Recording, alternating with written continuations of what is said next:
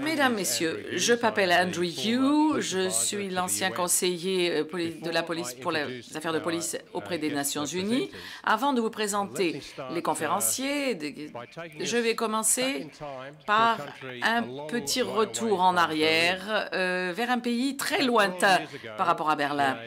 Il y a 5 ans, dans une région très grande de plusieurs milliers de kilomètres carrés avec une petite population, très faible population, qui est constituée en fait ce pays par une chaîne d'îles dans le Pacifique Nord. Donc c'était il y a 12 ans, pas il y a 5 ans.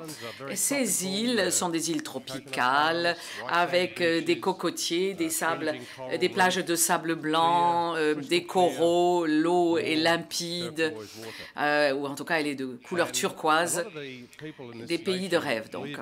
Et beaucoup des habitants de ces îles, de ce groupe d'îles, vivent dans des villages. Ils ont une structure villageoise avec une vie extrêmement conviviale comme dans toutes ces îles. Et en fait, un des policiers de la mission est arrivé un matin à la plage et a trouvé quelque chose de très étonnant. Il y avait des paquets bien enveloppés qui étaient posés là. Donc, ils ont ramené ces paquets au village et le chef du village et les anciens se sont réunis, ont ouvert ces paquets et ont constaté que ça contenait de la poudre blanche. Donc, ils ne savaient pas du tout ce que ça pouvait être comme poudre blanche. Puis, certaines des femmes se sont dit « Ah, mais ça, c'est de la lessive, donc on va s'en servir pour faire la lessive. » Donc, elles ont pris donc un paquet de poudre blanche, l'ont amené à la rivière avec le linge, et ça a été vraiment formidable. Ça a très, très bien nettoyé les vêtements. Donc, elles ont raconté très vite dans toute l'île qu'elles avaient reçu plusieurs kilos de poudre de lessive trouvée sur le bord d'une plage. Alors, nous sommes rentrés à la Paticale. La nouvelle est remontée jusqu'à la capitale et on s'est demandé mais qu'est-ce que ça pouvait être dans ces paquets. Donc, on a négocié avec les chefs des villages, on leur a dit qu'il fallait qu'ils rendent ces paquets et avec l'assistance des partenaires internationaux, on a analysé cette substance et maintenant vous ne serez pas surpris d'entendre que c'était de la cocaïne. Et il y a plusieurs choses qu'on peut apprendre de tout cela. Premièrement, que dans les sociétés moins sophistiquées, des événements inhabituels sont plus facilement remarqués par les autorités que dans les pays plus développés, entre guillemets, ou plus sophistiqués. Deuxièmement, c'est que le crime organisé, finalement, n'est pas si bien organisé que ça. Et parfois, ils ont des failles. Et tout particulièrement dans les zones qui sont fragilisées par des conflits. Il y a des gens qui se promènent et qui sont donc arrêtés ou questionnés par la police. Mais ce qu'il faut, c'est qu'on pose les bonnes questions et que l'on soit capable tout de suite de reconnaître les comportements suspects. Parce qu'on peut véritablement ainsi attaquer le crime organisé quand il est un peu désorganisé et on peut l'empêcher de s'établir complètement. Voilà donc pourquoi cette petite anecdote me paraissait utile à raconter. Donc, j'ai le grand plaisir de vous présenter 3 orateurs qui, eux, ont une énorme expérience dans le domaine et qui vont présenter à la conférence différentes perspectives pour aborder le sujet. Donc, le premier orateur, c'est M. Eldo Laledemos, qui est le directeur des opérations Il est directeur pour la mission pour les drogues. Il est né en Allemagne, il a une formation universitaire, il parle 5 langues couramment. Il a travaillé à Washington avec les Nations Unies à partir de 1995, avec l'Organisation internationale maritime basée d'abord au Royaume-Uni. Ensuite, il a travaillé comme officier de formation de capacité en Amérique latine. Il a travaillé dans l'UNDC à partir de 1992 jusqu'au quartier général à Vienne. Il a travaillé dans les Caraïbes pour les capacités d'Amérique latine. Et puis, maintenant, il est l'officier responsable des opérations. Il travaille de plusieurs années au Pérou, en Équateur et en Colombie. C'est là le plus grand bureau sur le terrain. Au mois de juin, il a été nommé directeur des opérations pour UNADC. Ensuite, nous allons écouter M. Bill Elliott. Bill Elliott, qui est un juriste par sa formation, il est canadien. Il était employé au Conseil avant de devenir fonctionnaire au Canada comme conseiller juridique et surtout pour des conseils auprès du gouvernement canadien sur des questions de sécurité internationale et nationale. Conseiller auprès du Premier ministre. Il est devenu le 22e commissaire en 2007, pardon. Entre 2009 et 2011, il a été élu comme membre du comité exécutif d'Interpol et en novembre dernier, il a été nommé représentant spécial de l'Interpol auprès des Nations unies. L'orateur suivant, ce sera M. Gary Blood, ICITAP, Gary Bullard, pardon, qui est ICITAP, c'est donc le programme d'assistance et de formation pour les enquêtes criminelles internationales, le programme donc. Il a fait de nombreuses expériences et de missions à l'étranger, donc 15 ans aux États-Unis dans le domaine de la formation. Il était directeur de plusieurs cours de formation en Virginie. Il a travaillé sur des projets dans les démocraties émergentes et les pays juste sortis de l'Iran, en Irak, en Afghanistan, en Jordanie et dans d'autres pays encore. Et depuis juillet dernier, il est officier de liaison à Stuttgart, en Allemagne. Il fait la coordination et la sensibilisation des activités d'assistance en Europe et en Eurasie. Avant d'être en Allemagne, il a travaillé comme conseiller ICITAP en Albanie et M. Bullard va devenir assistant directeur pour ICITAP, pour les pays d'Amérique du Sud et les Caraïbes. Et je crois que vous allez évidemment profiter de son énorme expérience sur les sujets de la lutte contre le crime organisé. Alors maintenant, je passe la parole donc à ce premier orateur que j'avais nommé tout à l'heure, M. Aldo Lale-Demos. Merci, Andrew. Vous avez présenté sous un jour très favorable. Merci pour ça. Excellence et représentants des nombreux pays ici représentés, mesdames et messieurs, chers collègues, c'est un grand plaisir pour moi de parler au nom de M. Yuri Batasov, le directeur exécutif du Bureau des Nations Unies sur les drogues et le crime, de parler donc en son nom et de délivrer et de présenter en son nom également tous nos remerciements et nos félicitations pour le gouvernement allemand d'avoir organisé cette conférence. Les policiers de mission de paix ont un triple rôle. Les défis sociaux, politiques et opérationnels sont notre quotidien quand nous travaillons dans des zones qui sont soit en zone de crise ou en situation de crise ou en conflit. Donc c'est vraiment notre sujet au cœur de cette session et il faut que nous nous concentrions sur certains de ces facteurs. Mauvaise prospective économique, mauvaise gouvernance et manque de l'état de droit, manque de sécurité et corruption. Ce sont donc tous les facteurs de vulnérabilité, je les nomme parce que on a constaté que c'était véritablement le terreau favorable à l'apparition du crime organisé. Et ce sont des vulnérabilités très profondes qui vont jusqu'au sein même des institutions de l'État, qui minent la gouvernance, qui empêchent la récupération économique, l'essor économique, qui affaiblit la présence de l'État, qui affaiblit les structures sociales. Le crime organisé est véritablement quelque chose qui empêche la paix, qui empêche et qui réduit à néant les efforts de reconstitution de la paix ou de maintien de la paix. Par la décennie précédente, le rapport entre le crime et les vulnérabilités des États en conflit est devenu un sujet de recherche pour les scientifiques et les littéraires, et il y a beaucoup d'articles ou de livres sur le sujet.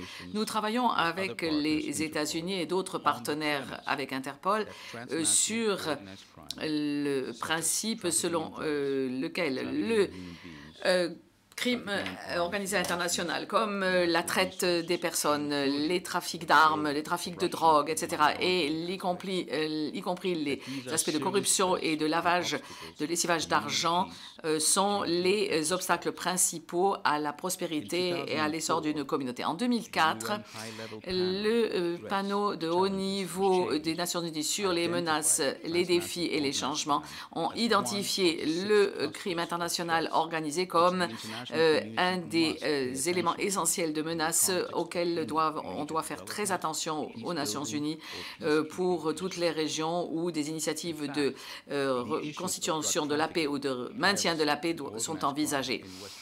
En Afrique occidentale, par exemple, et en Asie centrale dans une moindre mesure, on parle maintenant beaucoup au Conseil de sécurité des Nations Unies de ces problèmes dans ces régions de crime international. Voilà pourquoi on a appelé les Nations Unies à lutter contre ce crime international organisé. Le Conseil de sécurité a également demandé que l'on nomme de manière expressément les crimes organisés dans les rapports sur les analyses de conflits et dans toutes les planifications et évaluations des missions intégrées. En mars 2011, le secrétaire général a établi une task force dans le système des Nations Unies pour l'étude du crime organisé en coopération avec d'autres entités pour analyser exactement la taille de la mesure de ce crime organisé pour la sécurité et pour la paix.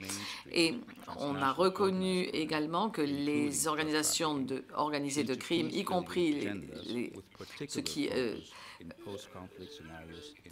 font du trafic de drogue, sont présents dans beaucoup de situations post-conflit et dans beaucoup de scénarios. Et un plan d'action conjoint a été décidé pour que l'on mette en commun toutes les expertises et les connaissances et pour que l'on mette en œuvre de la formation de policiers dans les opérations de maintien qui soient spécialisées dans ces domaines.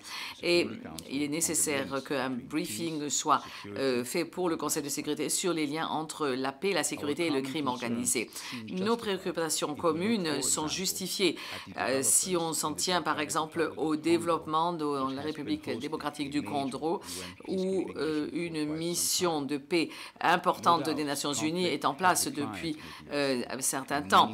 Des conflits ont été un petit peu réduits et des progrès ont été faits, mais ils sont minimes parce que la partie est du pays est encore sous la coupe d'activités comme des trafics de minerais et autres trafics illicites qui sont rendus possibles par la faiblesse des institutions de l'État.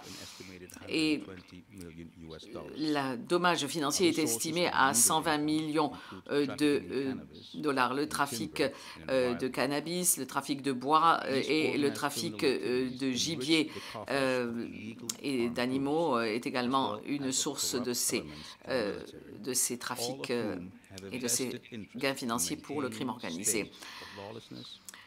Cela n'est possible parce qu'il y a un état de non-droit et une gouvernance très faible. Le RDC s'est surtout basé sur les forces militaires pour résoudre les problèmes dans la partie est du pays, mais on a compris que les éléments de la composante policière étaient très importants pour le maintien de la paix dans ce pays. Les opérations des Nations Unies de maintien de paix sont véritablement l'occasion de lutter contre ces menaces. Donc, beaucoup de ces mandats où il y a une composante crime, où, là, par exemple, vous avez des gangs à Haïti qui mènent une véritable guerre, ou des problèmes que l'on a vus au Timor-Leste. Il est important de reconnaître les mécanismes et le système du crime organisé ainsi que son impact sur la société. C'est la première étape. Nous devons tous d'abord commencer par cette analyse si nous voulons lutter contre le crime dans un contexte de maintien de paix ou dans n'importe quel autre contexte. Comme agence principalement responsable de l'information et des renseignements sur le crime organisé, l'UNODC a fait un effort renforcé pour augmenter ses connaissances mondiales, régionales et locales sur ces différents aspects de nos mandats. Ce travail comprend également le rapport de 2010 sur la mondialisation du crime, c'est l'évaluation du crime organisé international, et il y a 2 rapports qui ont déjà suivi ce premier rapport pour les régions. Donc, il y en a un pour l'Afrique et un pour l'Amérique du Sud et les Caraïbes. Et 3 autres rapports vont être publiés dans les mois qui viennent pour l'Afrique occidentale, l'Afrique orientale, pour l'Asie du Sud-Est et le Pacifique. L'objectif principal de ces évaluations est d'informer les développeurs de programmes et les politiques à l'intérieur du système des Nations Unies et à l'extérieur. Sur la base de ces rapports de l'UNODC, la Task Force sur le crime international et le trafic de drogue prépare donc une évaluation de la menace mondiale du crime, et d'autre part sur un ensemble de recommandations qui paraîtront en 2013 et en 2014. Mais la carte géographique des menaces et la répartition des informations et des renseignements ne suffisent pas. Il faut qu'on lutte dans les opérations de maintien de paix contre le crime organisé, mais pour cela, il faut avoir des expertises et des experts parmi les équipes de maintien de la paix. Et on sait que les tâches de la police ont doublé en une décennie et les effectifs ont doublé. Ils sont déployés dans différentes opérations de maintien de paix. Ils sont plus de 120 000 maintenant.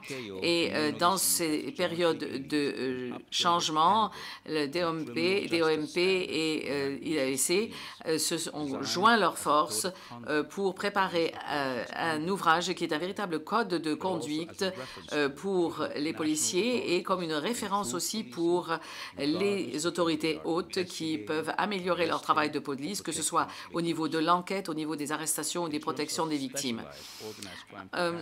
En ce qui concerne ces capacités particulières nécessaires pour lutter contre le crime organisé, nous avons regardé les possibilités d'inclure dans les opérations sur le terrain des experts qui pourraient en même temps aider le pays hôte à créer les capacités nécessaires et en même temps à lutter directement contre le crime organisé sur place. En juillet 2009, EDSI, les PA,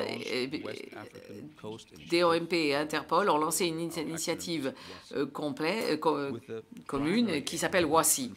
Et l'objectif est de réduire le crime organisé dans cette région. Nous savons que la cocaïne, des tonnes et des tonnes de cocaïne sont passées par les frontières, par le Guinée-Bissau, par le Sierra Leone et la Libéria, et arrivent ainsi jusqu'en Europe. En fait,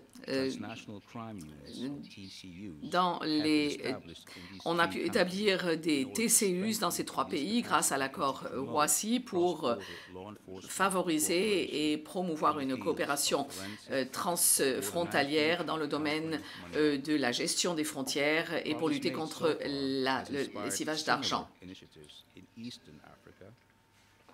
Une initiative semblable sera faite également en Afrique orientale, où on va établir des TCU au Kenya, en Ouganda, en Djibouti, en Éthiopie, etc. Mais au-delà de cette composante policière, il faut aussi que le système juridique soit compétent, soit efficace, soit juste et humain. Et pour cela, il est nécessaire d'avoir des juridictions non corrompues, indépendantes, qui permettent aussi d'inclure des programmes de protection et la possibilité d'être défendu par des avocats, et que cela doit comprendre aussi l'interdiction de détention illégale ou la garantie de conditions humaines et décentes pour la détention de prisonniers. Pour cela, il est donc nécessaire d'apporter une aide pour toute cette institution de justice dans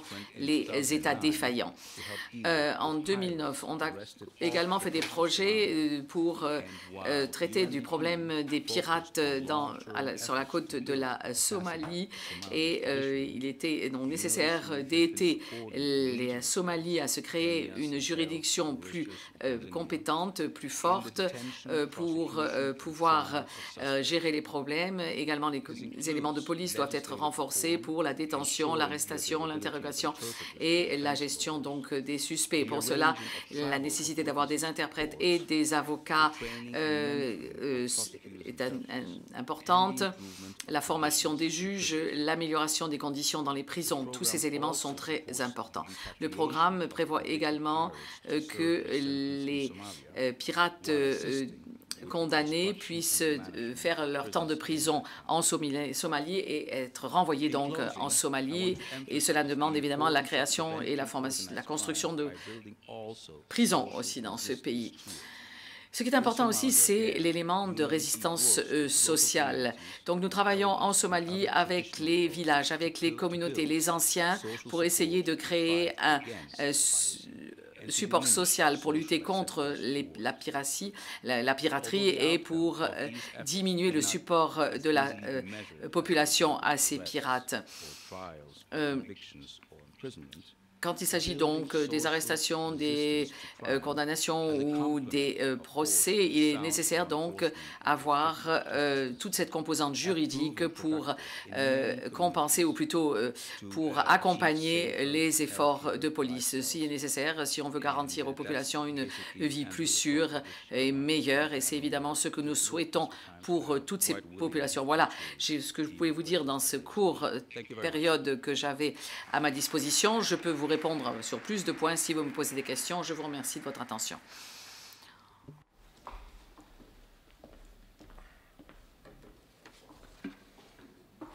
Guten Tag, buenos dias. Je suis très heureux d'être ici parmi vous et d'avoir l'occasion. Ich freue mich sehr, hier zu sein und die Gelegenheit zu haben, hier ein bisschen Interpol vorzustellen.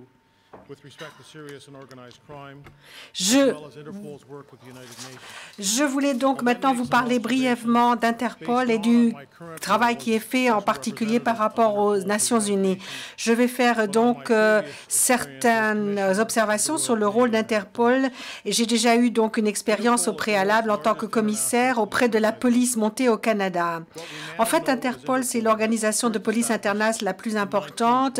Vous savez qu'Interpol a été mise en place en 1923 en tant que rassemblement de forces de police en Europe, et on cherchait comment traiter donc les criminels et comment les traiter lorsqu'ils passaient d'une juridiction à l'autre et traversaient les frontières. C'est devenu entre-temps une organisation véritablement mondiale. Interpol a 190 membres, c'est-à-dire presque autant que les Nations Unies. presque autant d'États membres. En fait, la plupart des nations sont à la fois membres d'Interpol et des Nations Unies. Interpol facilite la coopération transfrontalière de la police et apporte un soutien à un très grand nombre d'organisations dont la mission est justement de prévenir ou de combattre le crime. Il y a toujours un bureau central national dans les différents pays avec une liaison avec Interpol pour assurer la communication. Et c'est ce que l'on appelle un 24/7, c'est le lien entre Interpol et les autres pays membres. De même qu'il y a la police montée au Canada qui a toute une série de données, de banques de données nationales avec donc les différents dossiers, les empreintes digitales, ADN, etc. Interpol a exactement la même chose, des banques de données globales en rassemblant toutes les informations des pays membres et en les rendant accessibles pour établir la loi à travers le monde. Ce système I-24/7 est un réseau interactif de communication. Et il y a également ce que l'on appelle les notes Interpol. Les notes, le système de notes Interpol fait partie des instruments qui sont les mieux connus à travers le monde. Il s'agit en fait d'alertes qui peuvent circuler à travers le monde sur des individus ou des menaces. Par exemple, lorsqu'on parle d'une note rouge, il s'agit d'avoir des informations sur un individu qui est suspect. Il y a la possibilité ainsi de réagir 24 heures sur 24 par rapport aux besoins des États membres grâce au centre de commande et de coordination et de leur donner également une aide opérationnelle si c'est nécessaire. L'organisation aide également les pays membres à avoir des renseignements donc sur les criminels.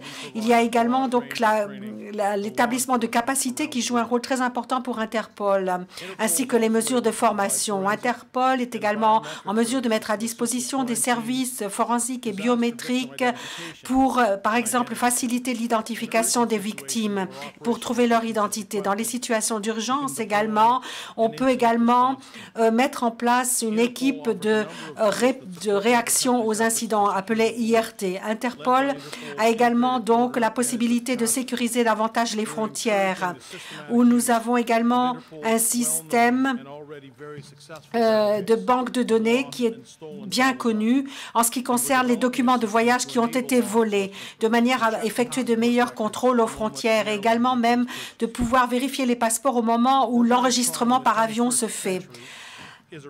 Et nous avons maintenant le crime organisé. C'est devenu une réalité au XXIe siècle. Et les organisations sont de plus en plus sophistiquées. Le crime organisé est très sophistiqué, bien financé et ils opèrent dans tous les pays. Ils se tournent particulièrement vers les États défaillants ou dans des États en conflit ou post-conflit où ils pensent pouvoir réaliser des bénéfices particulièrement élevés. La plupart de ces activités criminelles ont un impact direct aussi bien dans les pays proches que les pays lointains. Par exemple, de l'héroïne produite en Afghanistan passe également en fraude ensuite en Amérique du Nord et en Europe. Pour pouvoir aider donc les autorités dans les différents pays membres pour combattre le crime organisé et pour faciliter la coopération entre ces pays membres, Interpol a mis en place une direction spécialisée du crime qui donc s'occupe particulièrement de la section du crime organisé, le trafic de drogue, la traite d'êtres humains, le trafic d'armes, le trafic de biens illicites. Interpol a également donc un secteur lutte contre la drogue, contre la cannabis, cocaïne, héroïne, etc. On a également donc à lutter de cette manière contre des organisations qui opèrent à l'échelon international. Nous avons donc toutes les données d'analyse et pouvons aider donc pour les enquêtes internationales sur les drogues, par exemple avec l'échange d'informations. Il y a un projet appelé White Flow qui permet d'identifier justement les groupes criminels qui sont impliqués dans le trafic de cocaïne en Afrique. Il y a également donc une direction sur la traite d'êtres humains avec donc la possibilité de lutter contre le passage en fraude, le trafic, les abus sexuels, également les abus qui touchent les enfants.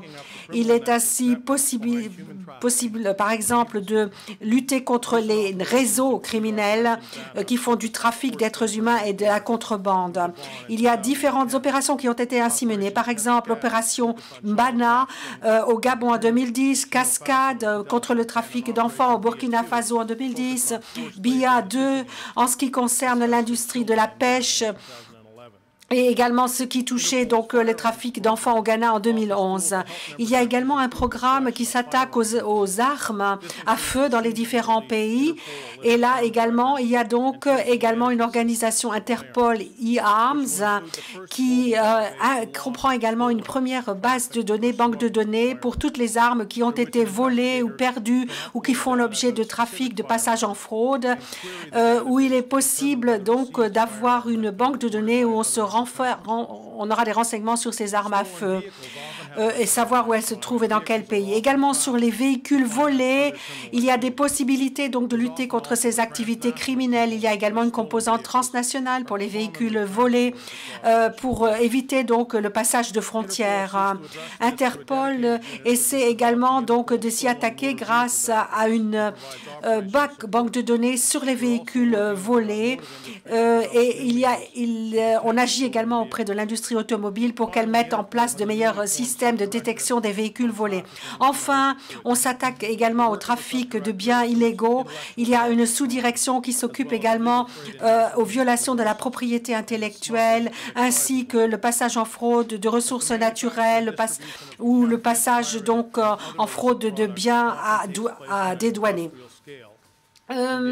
En cas donc de produits illicites, piratés, de contrefaçon, tout cela prend maintenant une échelle industrielle et il faut donc développer des activités pour identifier donc les organisations, tous les réseaux donc qui se trouvent derrière ce trafic de biens illégaux.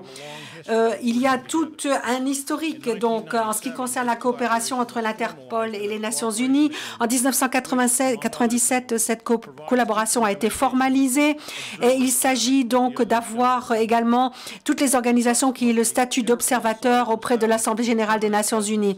Donc Interpol a une présence permanente maintenant auprès des Nations Unies à New York. Il y a un représentant donc d'Interpol auprès des Nations Unies et il y a également un bureau de représentation spéciale qui a été créé à New York en 2004. Pour ma part, je suis le 4e représentant individuel donc à avoir cette position depuis novembre de l'année dernière. Il y a donc cette collaboration entre Interpol et les Nations Unies et il y a donc différentes entités qui sont mises en place avec des agences et autres. Par exemple, le projet AirCop, c'est un projet donc commun entre UNODC, l'Organisation mondiale des douanes et Interpol pour avoir davantage d'informations, d'échanges d'informations entre les différents aéroports en Afrique de manière à lutter contre le trafic de drogue.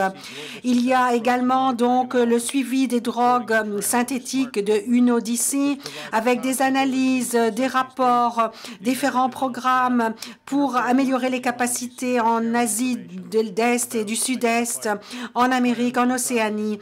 Toute une coopération qui s'est mise en place entre Interpol et UNODC pour avoir ce échange d'informations pour identifier les passages donc de trafic de drogue. Il y a également donc d'autres possibilités de soutenir les États membres contre donc le trafic d'amphétamines, par exemple dans la région Pacifique, le sud-est de l'Afrique. Également en ce qui concerne la traite d'enfants, Interpol coopère avec UNODC et World Vision sur le projet Childhood, un projet donc quinquennal qui doit se mettre en place au Cambodge, en Laos, Thaïlande, au Vietnam pour éviter l'exploitation sexuelle des enfants dans le tourisme et les voyages, pour protéger ces enfants. UNODC et Interpol travaillent ensemble pour améliorer donc la loi, les capacités légales et pour lutter donc contre les pédophiles qui circulent à travers le monde en fournissant une assistance technique, la formation de capacités également en ayant des ressources d'enquête combinées à l'échelon national, international et régional. Interpol et UNODC travaillent ensemble pour la protection de la propriété intellectuelle. Il y a également donc des représentants UNODC auprès d'Interpol et des groupes d'experts. Nous sommes intégrés donc dans le système des Nations Unies et nous travaillons sur le crime organisé ensemble. Par exemple, auprès de l'Organisation mondiale de la santé, il y a également donc du travail fait en ce qui concerne les produits pharmaceutiques avec donc la lutte contre la contrefaçon. Il y a également des partenariats Interpol avec UNESCO pour ce qui concerne donc la propriété intellectuelle. Ensuite, il y a également un partenariat avec les Nations Unies, avec des entités entités contre le terrorisme et d'autres organisations avec une stratégie contre le terrorisme qui a été adoptée en septembre 2006 à l'échelon global. Je citerai également le travail auprès des Nations Unies, auprès du Conseil de sécurité des Nations Unies pour s'adresser par exemple aux officiers, aux douaniers pour pouvoir donc voir quels sont les individus et les entités qui peuvent être sanctionnés par le droit des Nations Unies. Ensuite, il y a naturellement la coopération entre Interpol et le DOMP. Il est tout à fait naturel de comprendre que le DOMP est un de nos partenaires naturels. En octobre 2009, en liaison avec l'Assemblée générale Interpol et le DOMP donc, ont mis en place une rencontre ministérielle sur les opérations de maintien de la paix. Interpol a des accords avec DOMP en 1997. Cela vient compléter les accords entre Interpol et les Nations Unies. Ce sont donc des opérations de maintien de la paix et des missions politiques spéciales qui sont organisées conjointement donc entre Interpol et le DOMP. Interpol et DOMP essaient donc de développer encore davantage ces coopérations, par exemple, en même temps avec l'UNODC, par exemple pour l'initiative de la côte de l'Afrique de l'Ouest, où il s'agit de lutter contre le crime organisé et le trafic de drogue dans cette région. C'est un projet qui est sorti donc d'une action avec le CEDEAO depuis Cap-Verde en 2008. Ceci a été adopté de manière définitive par la CEDEAO au sommet d'Abuja au Nigeria. Et donc, nous avons toutes ces forces de coopération, UNODC, le PNUD, l'Office pour la côte africaine, DOMP, Interpol. On peut donc ainsi faire face à tous ces défis, mais nous avons besoin d'aide, bien sûr. Cela vaut comme pour ma propre agence, une des agences vraiment les plus sophistiquées. Mais même à l'exemple de la police canadienne qui opère dans un environnement sophistiqué, dans un environnement stable, avec un gouvernement démocratique et avec des institutions publiques efficaces. Et pourtant, là, c'est déjà difficile. C'est d'autant plus vrai à ce moment-là, naturellement, quand on opère dans un environnement très difficile où on voit qu'il y a vraiment des communautés internationales qui ont besoin d'assistance et où les Nations Unies ont établi des missions de maintien de la paix. Je pense que nous savons très bien que la paix, ce n'est pas simplement l'absence de guerre.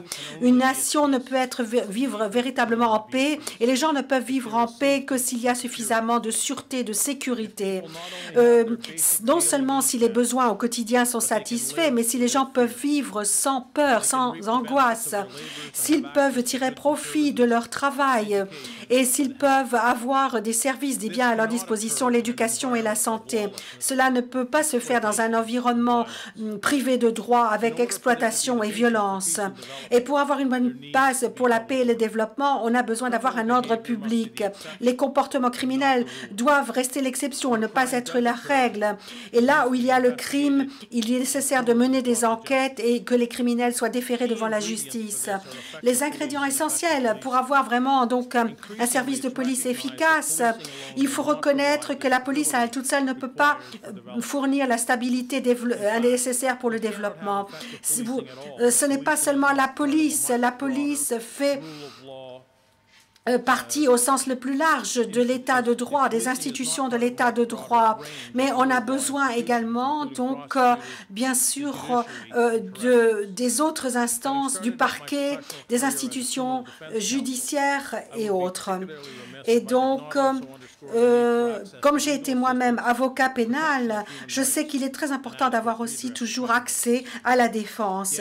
Il est important d'assurer la protection des droits de l'homme. La police, ce n'est pas suffisant, mais c'est indispensable. Tiré de ma propre expérience auprès de la police canadienne, je peux dire qu'il est très difficile donc d'arriver à casser les organisations criminelles qui sont très bien établies, qui sont enracinées. Plus on les repère rapidement et mieux ça vaut. et à ce moment-là, vous aurez un impact d'autant plus grand. Je sais très bien aussi que les différentes institutions publiques dépendent les unes des autres et qu'il est toujours important de mettre en rapport ces différentes institutions et les gens qui y travaillent. Il est très important de renforcer les institutions publiques, y compris la police, qui ne doivent pas travailler donc en restant enfermés dans leur propre environnement. Il faut toujours lutter de manière organisée et non pas seulement en parallèle. Je crois qu'il faut vraiment mettre l'accent sur l'importance de ces relations avec la police et entre la police et les communautés. Et même si la police est très bien formée, très bien équipée, a des compétences, on ne peut jamais vraiment percevoir l'histoire, la culture d'un peuple, la géographie, comme le ferait quelqu'un qui a vécu sur place, comme un policier local, même si l'on parle la langue du pays, ce qui d'ailleurs n'est pas toujours le cas. Donc, il faut tirer la conclusion suivante. Il est vraiment important pour les polices internationales qui sont déployées pour le maintien de la paix d'intervenir le plus rapidement possible et il faut faire appel dès que possible à la police locale et aux instances locales et régionales de justice. Il faut également parler des obstacles qui s'opposent à ce travail de police. Comme je l'ai dit déjà, les organisations criminelles souvent sont mieux coordonnées, mieux organisées, ont de meilleures ressources, sont mieux implantées que ceux qui viennent travailler pour maintenir l'ordre public et combattre le crime. Il faut trouver donc des manières plus efficaces de travailler ensemble pour tirer parti des investissements et des actifs à l'échelon local, c'est-à-dire cette connaissance de la situation locale. Et souvent, donc, même les gens qui sont bien intentionnés n'arrivent pas à fournir ce travail transfrontalier. Il faut donc vraiment avoir un agenda transparent, définir des objectifs stratégiques communs et les priorités. Il faut le faire pour ceux qui sont en charge à l'heure actuelle et ceux qui ont également une influence depuis plus longtemps dans le pays, par exemple les bailleurs de fonds, les ONG, ainsi que la population locale. Et il faut, en plus de cela, même reconnaître que tous ne sont pas vraiment bien intentionnés. Les officiers, les personnes officielles qui représentent les gouvernements ou la police, parfois sont complices même des activités criminelles. Il faut faire face naturellement toujours, bien sûr, aussi à la corruption parmi les fonctionnaires. Donc, nous avons quand même pu déjà avoir des bénéfices très modestes, comme en Haïti ou en Afghanistan, avec des forces de police, des unités de police bien contrôlées. Mais cependant, il faut faire face aussi à la corruption parmi les cadres exécutifs. Et c'est cet engagement donc qui doit se faire. Et je crois que c'est vraiment donc ce que est demandé également par les bailleurs de fonds pour pouvoir accorder leur assistance. Je vous invite donc à participer également à ces efforts et je vous remercie de cette importante conférence.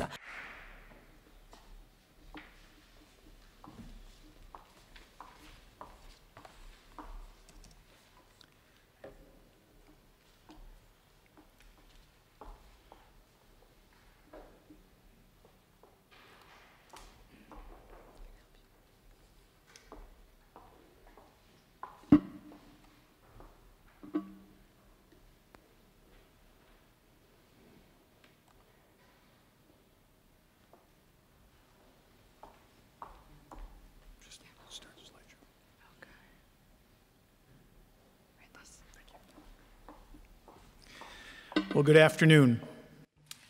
Bonjour. Je veux remercier les Nations Unies de m'avoir invité pour dire quelques paroles. Je remercie également nos hôtes, le gouvernement allemand. Mais je crois que la bonne odeur que nous sentons qui traverse les portes ne va pas vraiment vous faciliter la tâche pour m'écouter. Mais je vais commencer mon intervention par une petite histoire qui rejoint en fait certaines des recommandations de Stéphane. Je crois que c'est la 9e recommandation. Il y a quelques années, je ne vais dire ni où, ni le lieu, ni de nom. Bien sûr, je travaillais et j'avais été d'ailleurs appelé plusieurs fois pour essayer de convaincre le ministre de l'Intérieur de ce pays dans lequel je travaillais de nous aider à faire en sorte qu'il y ait véritablement un modèle de rôle, un rôle de modèle, pardon, pour la police, et il fallait que cet effort soit véritablement soutenu par la hiérarchie supérieure pour que ça puisse aller jusqu'à la base. Donc, je travaillais avec des collègues internationaux, donc nous avons parler souvent avec le ministre pour lui demander, dire il faut que vous changiez la culture.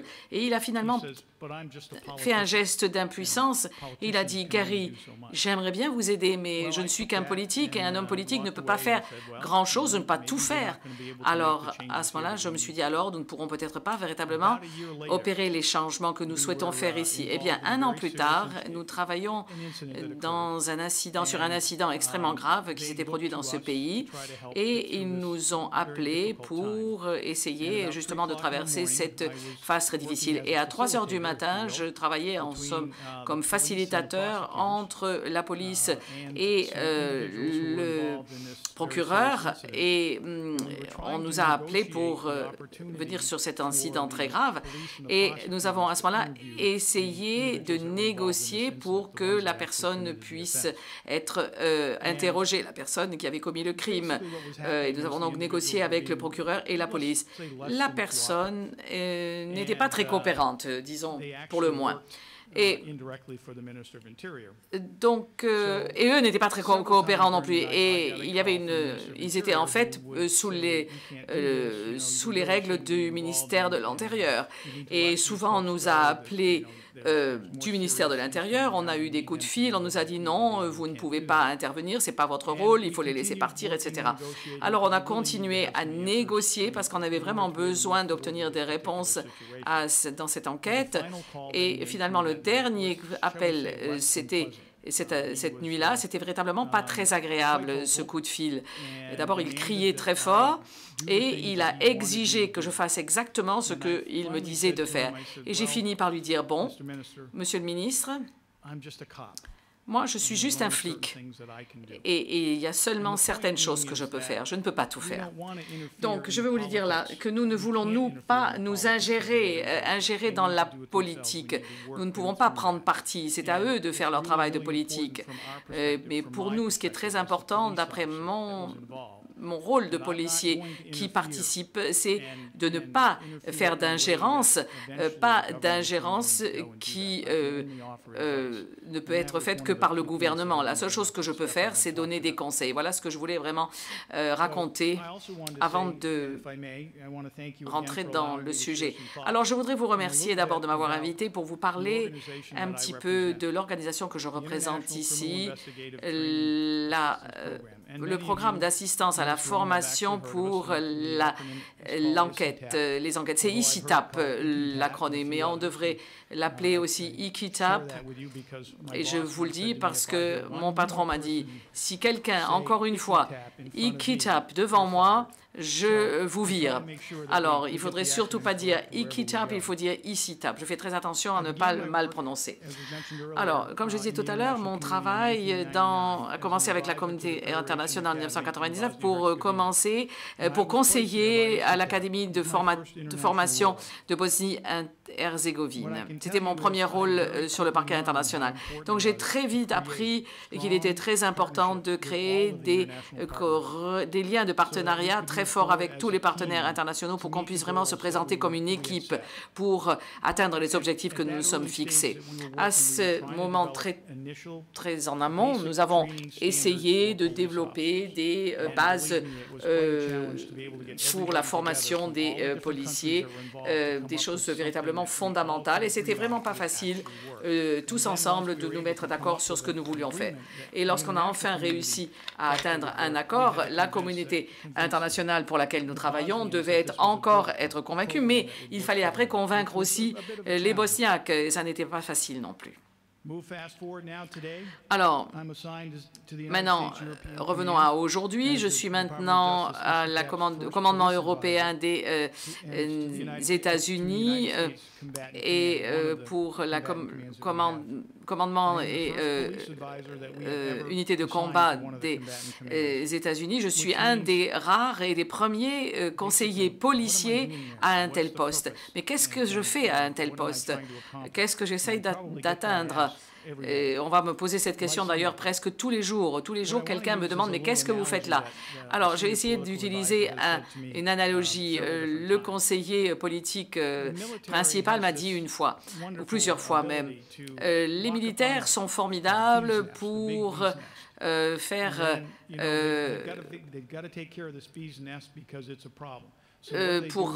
attaquer un nid de guêpe. Ils sont très très forts pour attaquer le nid de guêpe.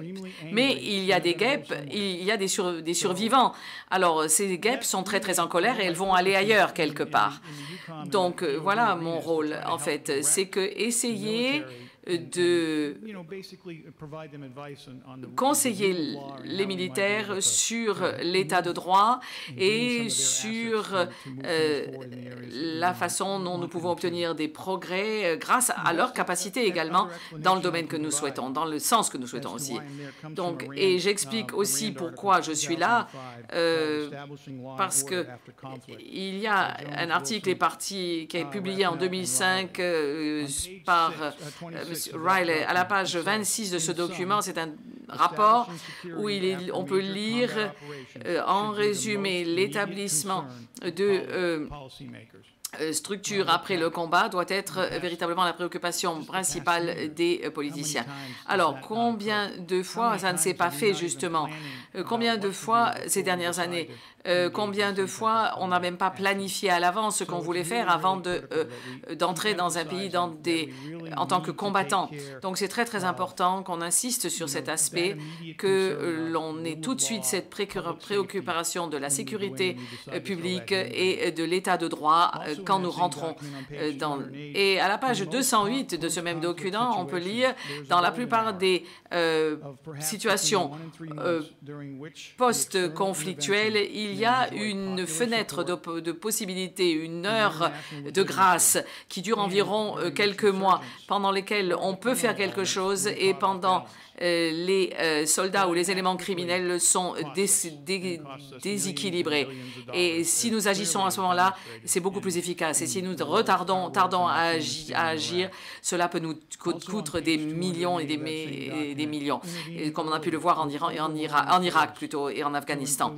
Et ensuite, on peut lire plus tard dans ce rapport qu'il est important de se servir aussi des structures civiles, de la police, et parce que c'est beaucoup plus facile de rétablir une situation de sécurité lorsque le consensus est obtenu. Et il y a donc très intéressant de travailler dans les différents pays du monde, et on a toujours affaire à des activités transfrontalières qui peuvent un jour mener à des menaces pour les États-Unis. Donc dans beaucoup de pays, c'est la police, le ministre de l'Intérieur, le ministre de la Justice qui est responsable pour lutter contre tous les trafics de tout genre, que ce soit du terrorisme, des armes, de la drogue ou autre chose. Ce n'est pas le ministère de la Défense. Donc, moi, mon rôle, c'est de pousser ou de faire en sorte que les militaires ou les structures militaires aident les structures policières dans ces rôles. Je voudrais vous montrer un extrait d'un guide pour le terrain qui a été d'abord fait avec l'aide de l'USAID et le chef de la police de Phoenix. Ce document s'appelle « La démocratie et les officiers du gouvernement, l'assistance dans les pays en voie de développement ». La police civile ne peut pas faire grand-chose contre la pauvreté, mais elle peut donner plus de sécurité pour que les gens puissent mener leurs activités et faire en sorte que les actes criminels ne soient pas tolérés. La police ne peut pas faire grand-chose contre la mauvaise éducation, mais les mauvais systèmes d'éducation, mais elle peut faire quelque chose pour permettre aux élèves, aux enfants d'aller à l'école en sécurité. La police ne peut pas faire grand-chose sur le nombre de familles monoparentales, mais elle peut faire quelque chose pour lutter contre la violence domestique. Mais ce ne sont pas que les policiers civils qui agissent parce qu'ils n'ont pas énormément de moyens, ils n'ont pas tous les moyens. Mais si les autres éléments de la communauté apportent leur contribution qui permettrait à des citoyens respectueux de la loi de vivre en sécurité, alors les choses peuvent commencer à changer et les communautés peuvent changer. Nous savons que la police, même si elle est toute seule, même si elle est honnête et compétente, n'a pas beaucoup d'influence sur le système juridique ou autre système de la société, mais c'est quand même le symbole le plus visible de la loi et de droit dans un pays et du gouvernement. Et c'est le rapport qu'a la population avec cette police qui reflète en fait le rapport que les citoyens ont avec le gouvernement. Parce qu'il faut vraiment donc donner la meilleure organisation de police qui soit le meilleur modèle pour lutter contre le crime. Le gouvernement des États-Unis s'est beaucoup trop concentré sur la formation comme but en soi. La formation ne doit pas être un but en soi, elle doit être utilisée comme un outil que nous avons dans notre boîte à outils. Et pour le faire, nous devons ensemble travailler pour avoir une approche commune de tous les gouvernements. Donc, c'est ce que nous disons aujourd'hui dans ce commandement partagé entre les États-Unis et l'Europe pour boucher le fossé. Et voilà ce qu'on a fait depuis des années en donnant à ces responsables de la police les outils et l'expertise et leur donner les conditions dans leurs institutions, dans leurs organisations dans lesquelles ils travaillent pour développer les institutions. Et autre chose que Stephen a dit, c'est la durée de mission. 2 ans au minimum, 3 ans serait mieux pour établir des relations de confiance avec leurs homologues de la police nationale. Maintenant, je voudrais vous parler dans quelques instants des efforts que l'on a fait chez ICICAP. ICICAP fait partie du ministère de la Justice aux États-Unis et nous travaillons très étroitement avec le Bureau du développement outre-mer et de formation. Et nous travaillons également, donc nous travaillons avec eux dans 33 pays dans le monde. Nous avons plus de 400 personnes qui travaillent pour nous. Cela comprend tous les instructeurs et les dirigeants. ICICAP est financé par le ministère des Affaires étrangères, par le Bureau de la police et le Bureau américain pour la justice et le Bureau pour la défense, le bureau pour les défis du millénaire. La mission ICICAP, c'est de travailler avec les gouvernements étrangers, avec les démocraties émergentes dans les pays en développement pour leur permettre de créer des systèmes et des institutions de correction et d'imposition de droit et de la loi, de police pour lutter contre la corruption, le crime, le terrorisme et de les aider donc à établir ces structures pour supporter mieux nos objectifs de paix. La directive d'ICICAP aujourd'hui, c'est le développement institutionnel. Donc, c'est de développer des organisations de police et de correction qui soient fortes et qui soient durables pour devenir de forts partenaires dans la lutte contre le terrorisme, pour lutter contre le crime organisé international et pour apporter un support à la reconstruction des structures dans les pays après un conflit et au maintien de la paix. Nous savons que c'est très difficile, mais cela vaut vraiment la peine. Le jeu en vaut la chandelle et nous apprécions véritablement la possibilité de participer à des forums comme celui-ci, car c'est ici que nous pouvons tous tirer des leçons et nous apprendre des choses les uns aux autres. Nos objectifs, c'est le développement d'institutions de police et d'application de la loi qui soit solide, éthique, durable, et nous croyons que la culture de la police et la culture de l'organisation doit favoriser la lutte contre tout type de crime et favoriser le respect de la dignité humaine et de la sécurité, pour la sécurité et la stabilité dans la région. Nous nous efforçons d'atteindre cet objectif par le biais d'une approche compréhensive qui inclut le développement de partenariats très forts avec les partenaires internationaux pour identifier les besoins du pays, pour planifier avec les pays hôtes quels sont ces besoins en matière de services publics et de principes de police, comme justement la police au sein de la communauté et l'utilisation efficace des informations et des renseignements. Pour cela, nous avons besoin de beaucoup de persévérance de tous les partenaires, de tous ceux qui participent, et nous devons tous réaliser que nous ne créons pas cette police ou ces services de correctionnels pour nous-mêmes, mais pour le servir le pays où nous sommes envoyés. Et nous croyons que les progrès ne seront possibles que si nous faisons des investissements à long terme dans les partenariats et si nous développons la confiance entre les officiels des pays et ICITAP. La confiance, c'est la base sur laquelle tout progrès devra se fonder. Coopérer avec nos partenaires internationaux, c'est absolument indispensable. Monaco, OLEX, FTTF, Interpol, ainsi que les partenaires individuels, les pays comme l'Allemagne, l'Autriche, la Suède, les Pays-Bas. Et avec l'aide et la coopération de nos propres partenaires comme CPPT, FBI, évidemment aussi le ministère de la Défense des États-Unis et toutes les agences responsables de la sécurité et de la sûreté dans les pays, dans notre propre pays, nous les demandons également leur aide.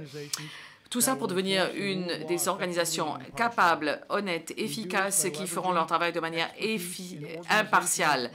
Nous faisons cela grâce à l'expertise dont nous disposons dans la lutte contre le terrorisme, contre la criminalité, dans la lutte contre tout type de corruption par l'utilisation de toutes nos aptitudes dans le travail de police proprement dit, le travail de police scientifique, le travail de la police au sein de la communauté, le travail également sur les systèmes informatiques, les connaissances approfondies dans tous ces domaines sont nécessaires pour qu'avec l'assistance de nos partenaires, nous arrivions à mettre sur pied des programmes qui puissent être appliqués pour obtenir un résultat positif. Donc, il est très important que nous ayons des plans stratégiques qui ont déjà été développés ou qui devront être développés et ensuite mis en œuvre. Donc, nous travaillons avec nos partenaires sur l'élaboration de tels programmes comme les environnements institutionnels, sur le support et les besoins tactiques comme la construction de bâtiments ou de facilités ou d'installations nécessaires. Nous avons appris que des mentors capables, que les environnements où il y a un sentiment et une atmosphère de bonne coopération sont essentiels pour cet équilibre.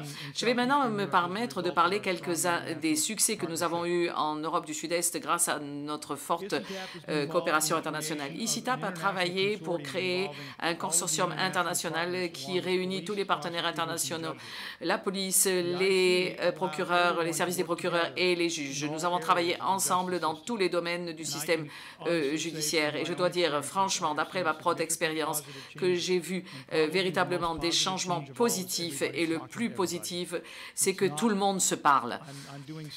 C'est pas que chacun fasse son truc de son côté et on s'aperçoit finalement qu'il y a un double emploi, qu'il y a une autre organisation qui fait la même chose. Donc nous communiquons et nous partageons nos ressources. Grâce à la coopération avec les partenaires internationaux à travers toute l'Europe du Sud-Est, plusieurs pays ont réussi à créer des task forces pour lutter contre le crimes graves, plusieurs, qui réunissent aussi, qui incluent aussi le travail de la police et des procureurs du parquet. Et cela a permis d'avoir une bonne coopération entre la police, le parquet, et cela a entraîné plusieurs cas réussis de lutte contre le crime organisé, des arrestations, etc. Donc, le développement est nécessaire au niveau interne, à l'intérieur des organisations de la police et également à l'intérieur des ministères responsables et de la police des polices. C'est très, très important également de pouvoir contrôler la police quand elle abuse de son pouvoir, quand il y a des policiers corrompus. C'est nécessaire d'avoir donc la police des polices. Donc, la formation, le suivi, les programmes, l'encadrement, tout ceci, si c'est fait par toutes les organisations internationales en bonne coopération, c'est le secret pour continuer le meilleur travail possible de police dans ces régions. Travailler avec nos partenaires internationaux pour évaluer, identifier et fournir le matériel et les logiciels nécessaires pour la lutte contre le crime, c'est véritablement les exemples les plus réussis du travail qu'on peut faire avec les donations. Ça a vraiment fait un changement, ça a fait un impact aussi bien au long terme qu'au court terme. Et si on réunit cela et si on combine ça avec une bonne formation, une formation vraiment ciblée pour pouvoir utiliser ces outils et maintenir les succès, tout cela amène à la réussite. Maintenant, j'ai deux photos que je voudrais montrer, dont je voudrais vous parler. Et vous voyez d'abord l'équipe des maîtres chiens à droite ou à gauche. C'est une agence, c'est une tâche multi-agence, parce que dans un des pays, on cherchait de l'aide pour avoir amélioration de leur capacité des équipes de maîtres chiens à la frontière. Donc, nous avons envoyé des chiens, nous avons donné des chiens au programme. En fait, il y avait 3 pays qui participaient et ils ont pu nous aider effectivement à faire ce don de chiens. Nous avons DEA, nous avons le commandement européen des États-Unis, nous avons l'Air Force, la Force aérienne américaine et ICICAP. Donc, et ça nous a pris 9 mois, mais je dois vous dire avec plaisir que les chiens sont bien arrivés dans les pays, sains et saufs, et ils sont formés, et ils apprennent à travailler justement sur ce travail à la frontière. La deuxième photo, c'est une photo d'une classe, un cours qui se tient seulement au Kosovo. Ce qui est intéressant, c'est que c'est un programme de formation pour les hauts responsables, les responsables de haut niveau. Cela donc permet de réunir des personnes des États-Unis. Il faut vraiment faire une carrière très longue et très couronnée de succès pour devenir chef de la police aux États-Unis. Donc on a réuni ces personnes aussi au Kosovo avec d'autres pays. Il y a 6 pays et c'est la première fois qu'on a réussi à réunir comme ça tous ces hauts responsables à cet endroit, tous ensemble. Donc c'est un programme de 10 semaines, un programme de formation très intense et nous sommes très très intéressés à savoir quel sera le feedback de tous les participants. C'est véritablement quelque chose d'extraordinaire. Et les deux programmes, le programme des maîtres chiens et le programme de la formation des hauts responsables, les deux sont financés par le commandement militaire, le haut commandement américain ou des États-Unis en Europe.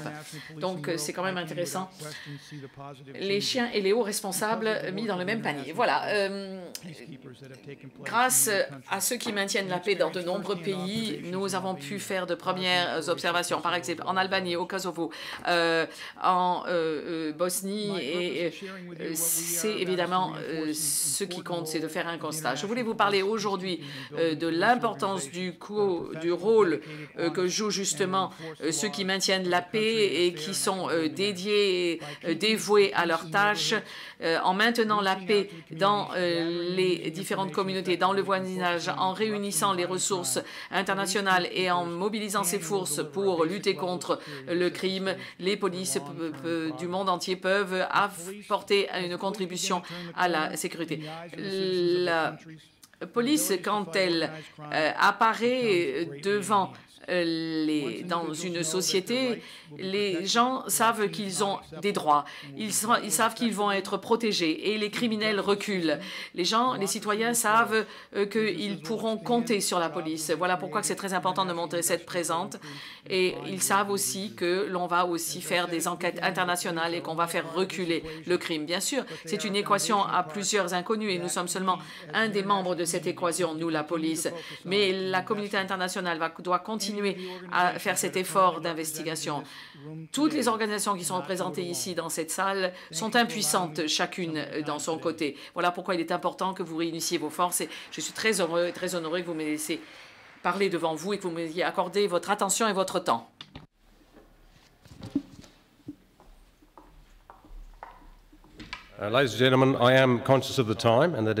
Oui, mesdames et messieurs, je sais parfaitement que c'est l'heure du déjeuner, mais bon, c'est un sujet, c'est très important et donc il faut peut-être prendre quelques minutes.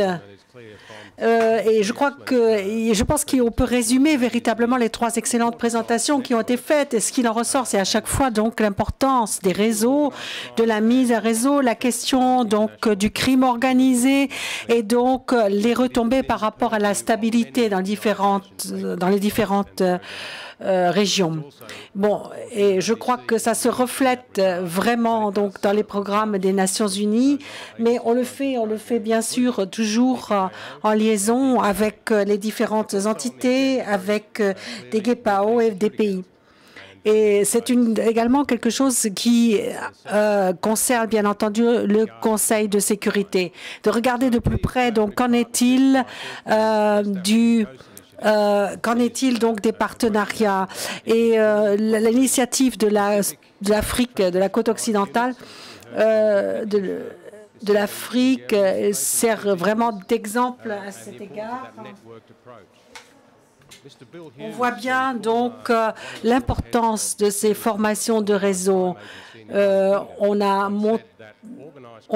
bien vu que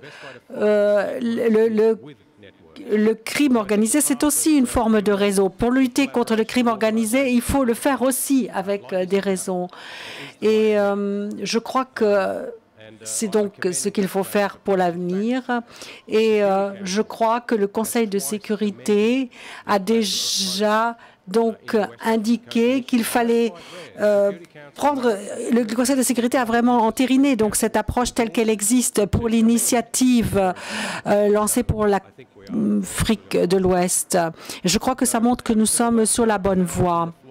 Maintenant, donc, je vous donne la possibilité, je dirais 5 minutes donc pour les questions.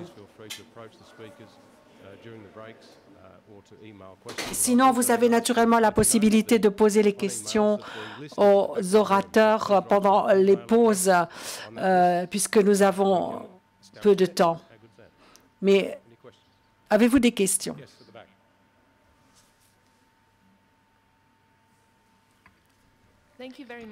Merci. Wietke Hansen. Je suis ici à Berlin et je voulais vous remercier de ces présentations très intéressantes et je voulais revenir sur 2 éléments. Je crois qu'il y a toujours un dilemme lorsque l'on combat le crime organisé dans les opérations de paix. Vous avez tous souligné l'importance de la corruption qui accompagne donc le crime organisé. Alors, qu'est-ce que l'on peut faire donc comment, lorsque vous avez des instances qui sont déjà infiltrées par le crime organisé, quels sont les instruments pour des opérations de paix? Est-ce que ça dépend des différentes instances nationales ou bien y a-t-il une stratégie spécifique? Et lorsqu'on voit que le crime organisé opère de manière transnationale, mais les mandats sont formulés de manière nationale. Donc, quelles sont les possibilités au début des opérations lorsque, par exemple, dans les pays hôtes, les instances sont encore très faibles, la représentation de l'État est faible? Merci. En ce qui concerne la lutte contre le crime organisé, je voudrais Je voudrais avoir le point de vue des panélistes en ce qui concerne les missions donc, dans les situations de conflit, en particulier pour la protection des ressources naturelles et pour protéger donc l'influence, pour protéger les individus contre certaines influences. Est-ce qu'il y a des possibilités, puisque le crime organisé va miner parfois les efforts du maintien de paix? Souvent, donc, la loi du pays d'accueil ainsi donc est contournée et j'aimerais bien donc savoir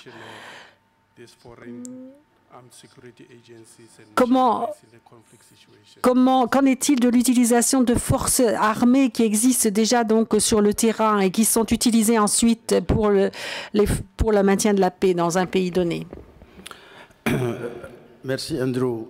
Ce n'est pas à proprement parler des questions que je voudrais poser, c'est juste des commentaires que je voudrais faire par rapport à l'intervention particulièrement des deux personnalités, des deux présentateurs, celui de l'UNODC et celui d'Interpol.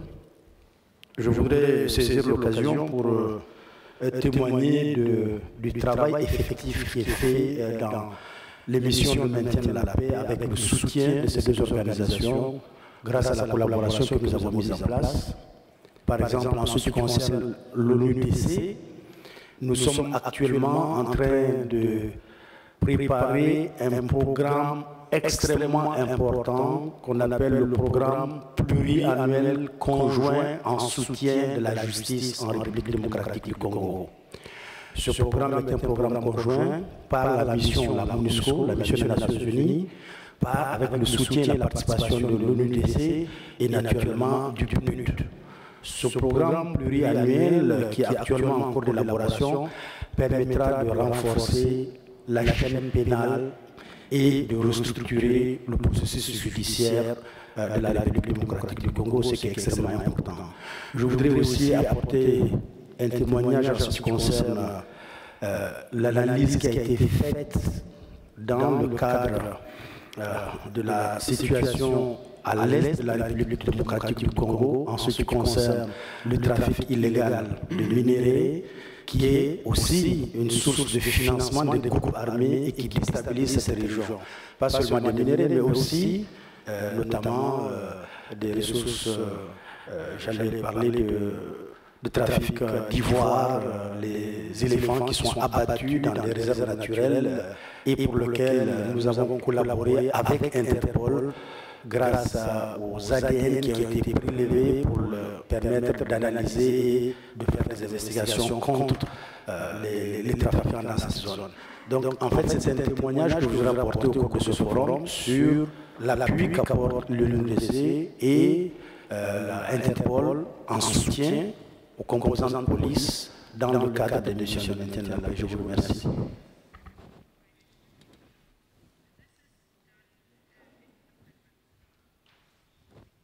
Thank you, Commissioner. One more question before we break for lunch. Yes, madam. Merci. Encore une question juste avant le déjeuner. Je viens de l'Office fédéral de Suisse de police. C'est une question qui se rapporte également aux présentations précédentes et également donc en ce qui concerne la coopération entre le gouvernement fédéral suisse et les Nations unies. Alors, ma première question,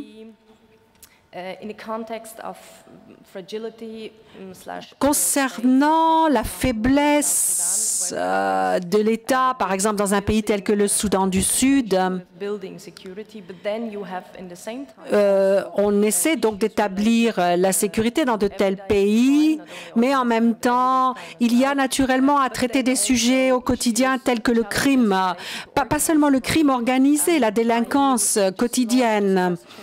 Et donc, je voulais élargir ma question et demander est-ce qu'il vaudrait mieux avoir, à la place donc d'une mission non exécutive, est-ce qu'il ne serait pas mieux d'avoir vraiment une mission exécutive, c'est-à-dire qui s'attaque aux problèmes d'actualité tels que le crime quotidien, les délinquances, les différents troubles, et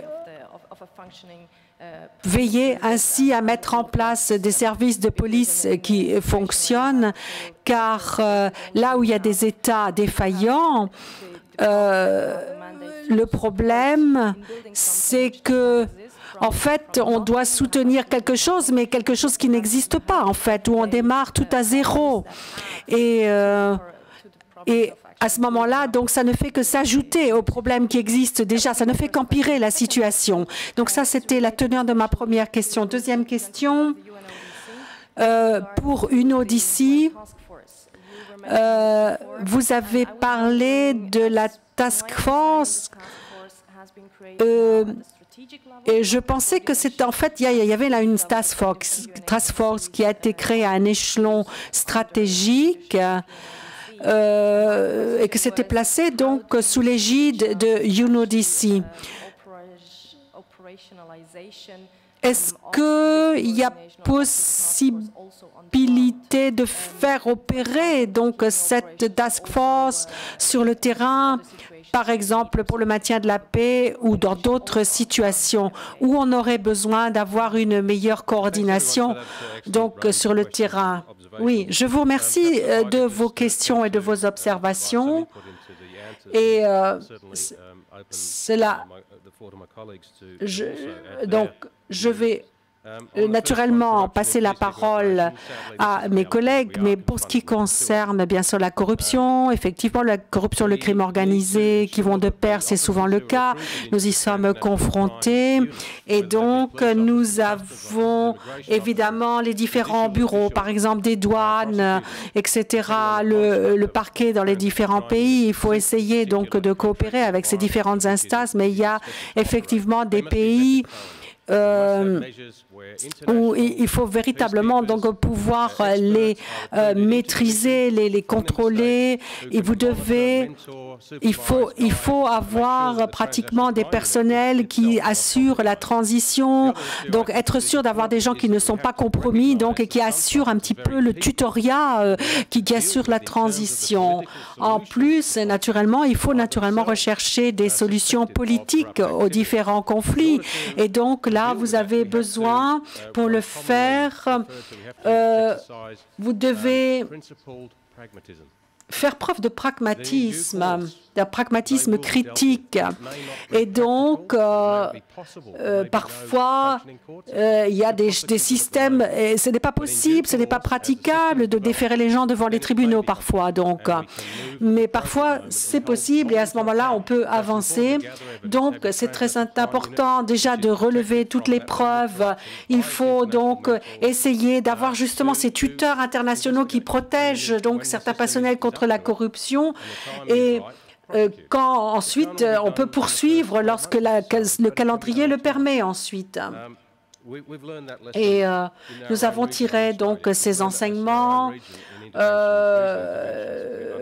Nous avons donc appris à le faire dans les différentes interventions. Mais effectivement, donc la question du crime organisé est déjà maintenant impliquée, effectivement déjà dans le mandat, dans l'élaboration du mandat. Et là, on dit expressément parfois qu'il faut mettre en place donc un pouvoir transitoire justement par rapport à ces forces qui existent à l'échelon local. Après, donc sur la question de l'exportation des ressources naturelles, je crois que s'il y a des groupes armés donc qui exportent donc ces ressources naturelles, eh bien, il faut effectivement, encore une fois, donc faire appel justement à des mentors, à des tuteurs internationaux pour avoir justement ce pouvoir intermédiaire pour lutter contre cela. Et en fait, bien sûr, dans les opérations de maintien de la paix, il y a toujours besoin d'avoir le consentement des différentes parties impliquées, d'avoir donc le gouvernement donc qui y adhère aussi, bien sûr. Ça, ce sont donc les aspects pratiques. Mais maintenant, je passe la parole à mes collègues, donc peut-être pour pouvoir répondre, par exemple, de la part de UNODC. Merci, mais en fait, je crois que, Andrew, vous avez répondu à presque toutes les questions. Du point de vue d'un commissaire, la première question sur la corruption, eh bien, je répondrai comme ceci. Je ne me mettrai jamais dans une telle situation. Et il n'y a aucune chance qu'à un niveau très élevé, une telle situation ne puisse pas être combattue. On peut surtout pas tolérer un certain degré de corruption et surtout pas en tant qu'officiel du développement des Nations Unies. Donc, jamais tolérer un taux quelconque de corruption. C'est le collègue allemand, je crois, qui a parlé la possibilité d'utiliser la task force sur le crime organisé, la task force Amérique des États-Unis. Et c'est assez amusant parce que nous sommes également en train de penser exactement la même chose. Nous réfléchissons à la même chose.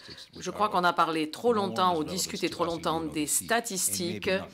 C'est très important pour nous, l'UNODC, mais c'est peut-être pas si important pour les collègues européens. Donc maintenant, ce qu'il faut prendre tout cela, toutes ces analyses et essayer de traduire ça en arguments pourquoi, par exemple, le crime et la corruption sont mauvais pour les agences, pour les développements, Donc, si on veut vraiment mettre les drogues et le crime au centre des préoccupations pour toutes les agences humanitaires, c'est comme ça qu'il faudrait procéder. Voilà. Il y a un dernier point. Il ne faut pas mal me comprendre quand je parle de pragmatisme sur les principes. Nous ne tolérons pas la corruption. La seule chose, c'est de savoir qu'est-ce qu'on peut faire de manière pragmatique contre ça. Ce n'est pas que nous la tolérons, mais nous devons réfléchir comment nous y attaquer. Et nous avons certains moyens à notre disposition. Et si c'est la possibilité, si c'est impossible de les poursuivre, alors à quoi bon les arrêter? Ça ne servira à rien. Mais par contre, si on peut peut-être les former et essayer de faire quelque chose dans ce sens, quelques remarques. D'abord, je voudrais revenir sur le code de conduite et la possibilité de servir d'un réseau. Eh bien, le dernier membre d'Interpol, c'est le Sud-Soudan.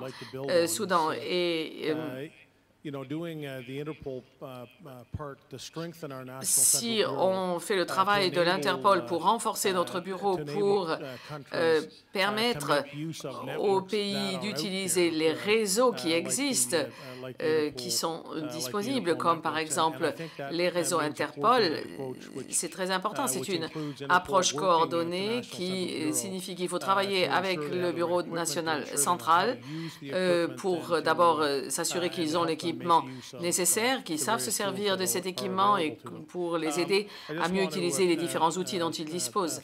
Je voudrais quand même remercier notre collègue qui a dit que le travail de UNPOL était excellent, par exemple, pour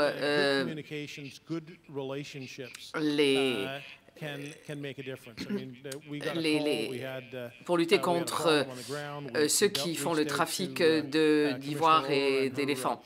Donc, effectivement, nous avons les capacités, nous avons aller sur le terrain et c'était vraiment un exemple pragmatique de réussite. Par exemple, des choses toutes simples comme transporter un échantillon d'un endroit à l'autre. Eh bien, si on ne l'avait pas fait ensemble pour l'ADN, par exemple, justement, si on ne l'avait pas fait ensemble, eh bien, ça n'aurait pas fonctionné. Et c'est ça qui permet effectivement de poursuivre de manière efficace. Il y a des choses pratiques que l'on peut faire. Donc, et on n'est pas obligé toujours de faire des choses de grande envergure. Parfois, ce sont les petites choses, les petits détails qui peuvent vraiment changer pas mal de choses.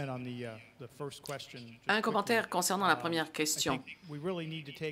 Nous devons vraiment regarder de près ce que nous pouvons offrir pour changer l'attitude des politiques d'un pays. Quelle serait la récompense pour eux de continuer à lutter contre, de faire quelque chose contre la corruption? Donc pour cela, il faudra construire un système, une juridiction tout à fait indépendante, qui soit indépendante donc du gouvernement, du parti au pouvoir. Et il faut développer avec le parquet pour que le parquet soit indépendant et également travailler avec la police pour que la police joue un rôle complètement indépendant.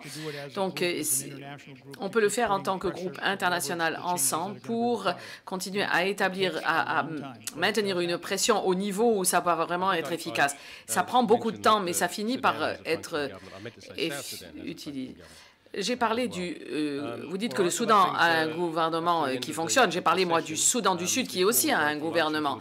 Donc, alors, je vous demande maintenant de revenir vers 13h30. C'est l'organisateur qui a demandé que je vous le dise.